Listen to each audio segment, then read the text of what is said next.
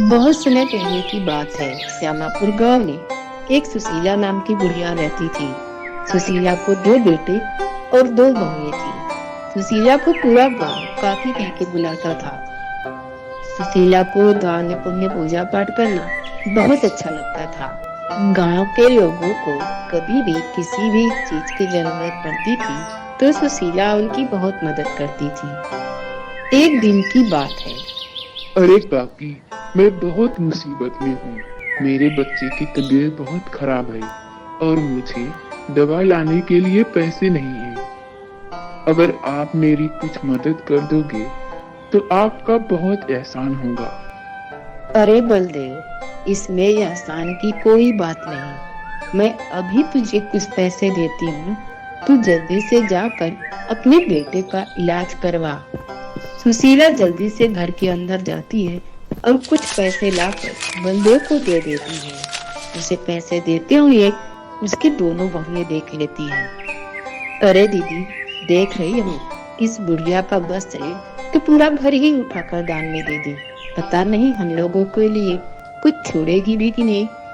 वैसे बेटे भी तो वैसे ही हैं, माँ को तो कुछ बोलते नहीं। देखना, एक दिन ऐसा आएगा कि हम रोड के किनारे बैठे कहीं भीख मांग रहे होंगे। वैसे तुम ठीक तो कह रही हो। आज आने दो इनको, फिर मैं बताती हूँ। शाम को जब सुशीला के दोनों बेटे घर वापस आते हैं तो उसकी बहुएं उसकी खूब शिकायत करती हैं। अरे माँ, मैं यह क्या सुन रहा हूँ। हम दोनों भाई पूरे दिन मेहनत करके कुछ पैसे घर में लाते हैं और आप गांव वालों की मदद करने में घर के पूरे पैसे खर्च कर देते हो। कभी हमें जरूरत पड़ी तो कोई मदद नहीं करेगा। आज से तुम ये दान पुण्य करना बंद ही कर दो। लेकिन बेटा, मैं तो कई सालों से गांव वालों की मदद कर रही हूँ और अब तो मकर संक्रांति भी आने वाली है। अगर मैं गांव वालों की मदद नहीं करूँगी तो मेरी बहुत बदनामी होगी। गांव वाले एक दूसरे को काम नहीं आएंगे तो भला और कौन आएगा। देखो माँ, वो सब मुझे नहीं पता, लेकिन आज से आप किसी की मदद नहीं करोगी। अपने बेटों के मुंह से ऐसी बातें सुनकर सुशीला को बहुत दुख होता है। अपने बेटों पे जाने के बाद सुशीला सोचती है, मैं तो हमेशा से इन बेचारे गांव वालों की मदद कर रही हूँ। अगर अब इन्हें मना करूंगी तो मेरी बहुत बदनामी होगी। मेरे बेटे बहू को मेरे दान पुण्य और मदद करने से बहुत परेशानी है। इसलिए मैं आज ही ये घर छोड़कर कहीं और चली जाऊंगी। सुशीला अपना थैला लेकर गांव के पास पुराने जंगल में चली जाती है और घास का एक झोपड़ा बनाकर उसी में रहने लगती है। उसने जाते समय जो तिल का एक दाना लेकर गई थी वह उसी मिट्टी में बो देती है। वह तिल का दाना बहुत बड़ा विशाल पेड़ बन जाता है। सुबह उठते ही जब सुशीला देखती है तो चौंक जाती है कि रातों रात तिल का एक दाना इतना विशाल पेड़ कैसे बन गया और उसमें सोने के तिल के लड्डू लगे थे। इधर मकर संक्रांति के दिन जब गांव वाले सुशीला के घर तिल का लड्डू लेने के लिए जाते हैं तो पता चलता है कि सुशीला तो घर में है ही नहीं। गांव वाले बहुत परेशान होते हैं। अरे भैया, हमका तो लागत है कि ये बूढ़ी काकी को जरूर उसका बेटा बहू ही घर से निकाला होगा। वो बेचारी तो हमारी बहुत मदद करती थी, इसलिए हम सब गांव वालों को मिलके काकी को तो ढूंढना ही चाहिए। तुम सही कह रहे हो भैया। आखिर मुसीबत के समय में तो काकी ही हमारे काम आती है, इसलिए हम सब मिलकर काकी का पता लगाएंगे। सुशीला को ढूंढते और आवाज लगाते पुराने जंगल की तरफ चले आते हैं। तभी उन्हें सामने से एक घास की झोपड़ी दिखाई देती है। झोपड़ी के सामने एक बहुत बड़ा विशाल तिल का पेड़ था जिसमें सोने के तिल के लड्डू लगे थे।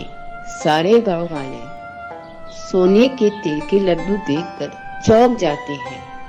अरे दैया हो दैया, देखो तो इतना बड़ा विशाल पेड़ का पेड़ है और इसमें तो सोने के लड्डू लगे हैं।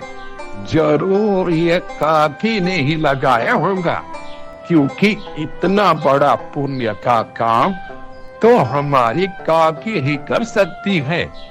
तभी झोपड़ी में से सुशीला बाहर निकलती है। अरे गांव वालों, क्या हो गया? तुम सब लोग यहाँ पर? सब ठीक तो है ना?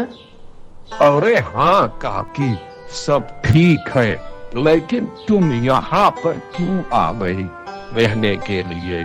हम तो आपके घर पर तिल का लड्डू लेने के लिए गए थे, तो पता चला कि आप घर पर हो ही नहीं। हमें लगा कि जरूर तुम्हारे बेटे बहू ने तुम्हें घर से बाहर निकाल दिया होगा, इसलिए हम सब गांव वाले ढूंढते ढूंढते इस जंगल में आ गए। अरे मेरे बच्चों, मुझे तुम्हें देखकर बहुत अच्छा लग रहा है। आज मैं तुम्हें तिल के लड्डू तो नहीं, लेकिन सोने के लड्डू दे सकती हूँ। तुम सब ये सोने के लड्डू अपने घर लेके जाओ, और कभी भी किसी चीज की जरूरत हो तो काकी के घर जरूर चले आना। ये कोई मामूली तिल का पेड़ नहीं है, ये तो जादुई तिल का पेड़ है, जिसमें सोने के लड्डू लगते हैं, और तुम्हें जितनी जरूरत हो तुम उतने लेकर चले जाना। सारे गांव वाले सोने के तिल के लड्डू लेकर घर वापस आ जाते हैं। पूरे गांव में यही चर्चे होते रहते हैं कि काकी सोने के तिल के लड्डू बांट रहे हैं। ये खबर सुशीला के बेटे बहू भी सुनते हैं। अरे जी, सुनते हो? गांव वाले बता रहे थे कि पुराने जंगल में कोई बूढ़ी अम्मा है जो सोने के तिल के लड्डू दान कर रही है। चलो हम भी चलते हैं ना, थोड़े लड्डू मांग कर लेकर आएंगे, क्या पता हमारी भी गरीबी दूर हो जाए। वे चारों सोने के लड्डू लेने के लिए जब जंगल पहुंचते हैं तो चौंक जाते हैं। ये देखते हैं कि वो तो सुशीला ही है जो सोने के तिल के लड्डू दान कर रही है। अरे जी, ये तो अपनी माँ जी है। दोनों बहुएं दौड़कर सुशीला के पैर पकड़ लेती हैं और जोर जोर से रोने लगती हैं। माँ जी मुझे माफ कर दो। माँ जी, मैंने आपको बहुत सताया, हम लोगों ने आपको घर से निकाल दिया। माँ जी, आपके जाने के बाद घर की पूरी काया ही पलट गई, हम दाने दाने के लिए तरस गए। माँ जी, अब आप अपने घर चलो, अब आपको इस जंगल में रहने की कोई जरूरत नहीं है।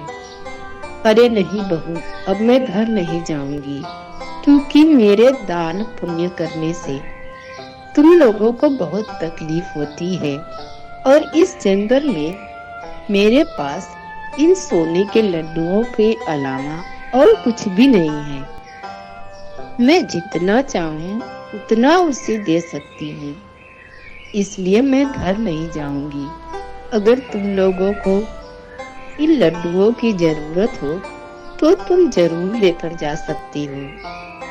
सुशीला की बातें सुनकर उसके बेटे और बहू के सर शर्म से नीचे हो जाते हैं, और वे सब सुशीला से माफी मांगकर अपने घर वापस आ जाते हैं।